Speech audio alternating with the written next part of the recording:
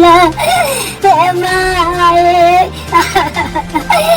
हमारे ऐसे को 70 साल के समर सिंह के दादी छाती पीट पीट कर माथ पीट पीट कर रोते हुए बोला है कि मेरे पोता के जबरदस्ती फंसाया जा रहा है, मेरे पोता निर्दोष है। इतना स्ट्रगल कर कर, इतना मेहनत कर कर, इतना काम कर कर आज मेरा पोता इस मुकाम तक पहुंचा है, तो वो ऐसा काम कर ही नहीं सकता है। आकांक्षा दुबे खुद ही गलती किया और मेरे पोता के जबरदस्ती फंसाने की कोशिश किया जा रहा है, ऐसा बयान दिया है समर सिंह के दादी। कहीं न कहीं से अपने पोता के गिरफ्तारी देखकर जेल में बंद किया है, ये सब देखकर अभी बहुत दुखी है और रो रो कर ऐसा बयान दिया है कि मेरे पोता के फंसाने की कोशिश किया जा रहा है, पैसा ठगने के लिए, पैसा लेने के लिए मेरे पोता के फंसाया जा रहा है, ऐसा समर सिंह के दादी के बयान आया है।